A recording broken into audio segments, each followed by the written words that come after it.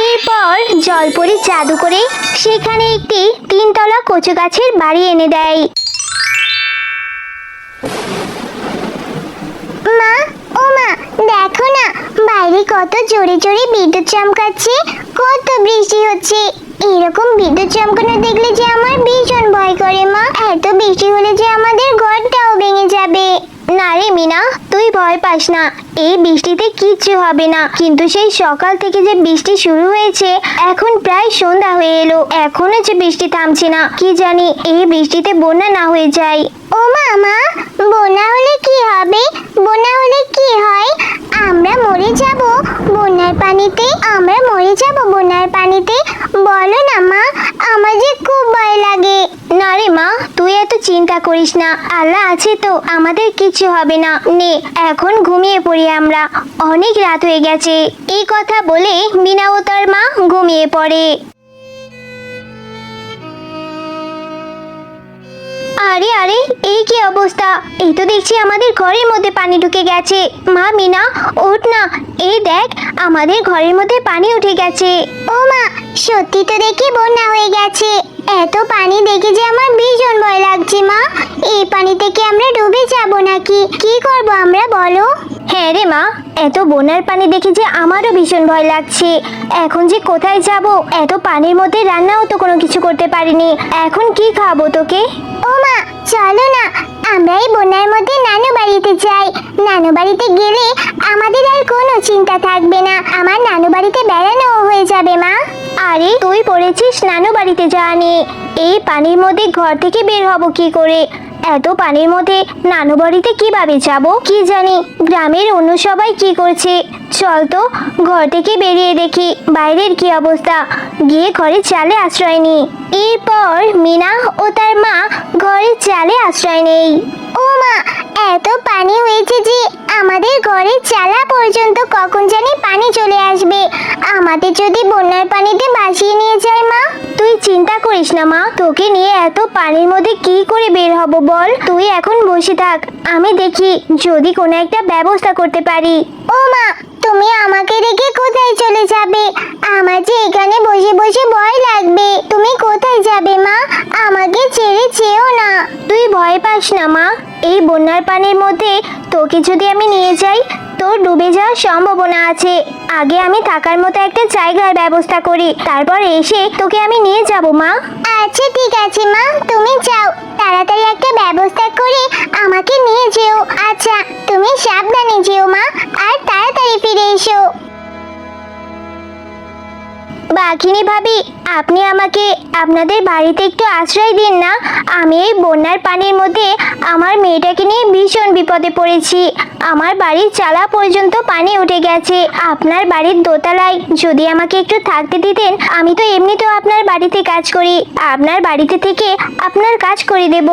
না রে শেফা, আমার বাড়িতে কি করে তোকে থাকতে জায়গা দেব? তুই তো দেখছিস আমার ঘর অব্দি পানি চলে এসেছে, এখন আমি তোকে কি করে আশ্রয় দেব?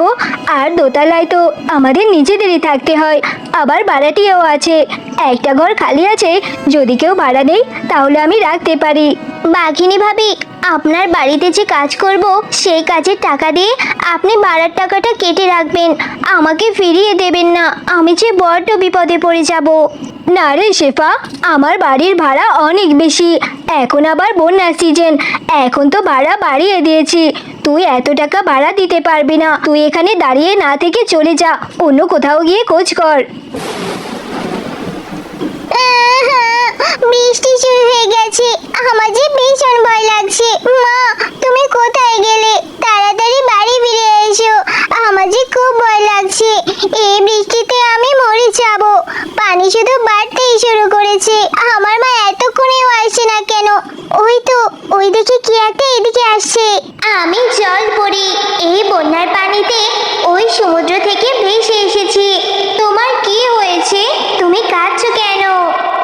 জলপরি, বন্যার পানিতে আমাদের ঘরের মধ্যে পানি ঢুকে গেছে।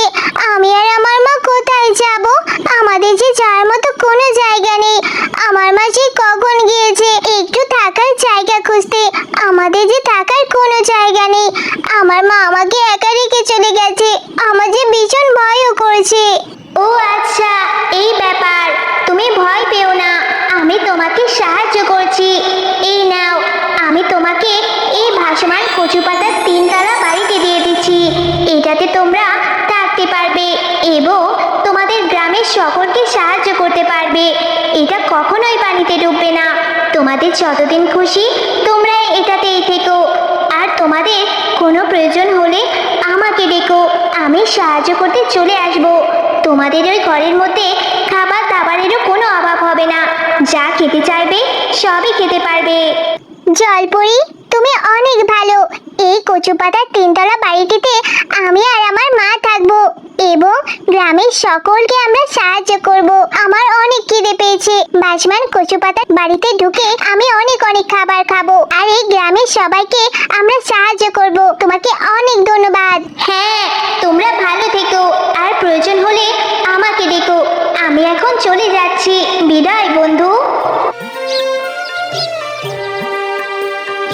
ভালোই হয়েছে জলপরি, এই ভাসমান কচু পাতার বাড়িটা আমাদেরকে দিয়ে গেছে। এই ভাসমান বাড়িতে এখন আমি অনেক খাবার খেতে পারবো আর এই গ্রামের সমস্ত দরিদ্রদের আমরা সাহায্য করব। কিন্তু আমার মা যে এখনো আসলো না, কি জানি কোথায় গেছে। ওই তো মা এসেছে। মা, তুমি এত দেরি করলে কেন? সেই কখন থেকে তোমার জন্য দাঁড়িয়ে আছি। জানো মা, বৃষ্টি হয়েছিল আর বৃষ্টিতে আমি অনেক ভয় পেয়ে গিয়েছিলাম। কিন্তু মিনা, এই কচু পাতার বাড়িটা তো দেখছি ভাসছে। এই বাড়িটা তুই কোথায় পেলি? আর এই বাড়িটা কোথা থেকে এলো রে? হ্যাঁ মা, অনেক বৃষ্টি হচ্ছিল আর আমি ভয়ে তখন কাঁদছিলাম।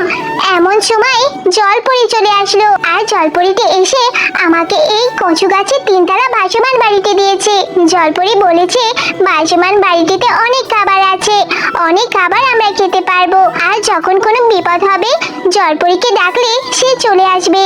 হ্যাঁ রে মামিনা, তাহলে তো ভালোই হলো। আমার যে খুব খিদে পেয়েছে। চল আমরা কিছু খেয়ে তারপর ভাসমান বাড়িটা নিয়ে অন্যদের সাহায্য করি।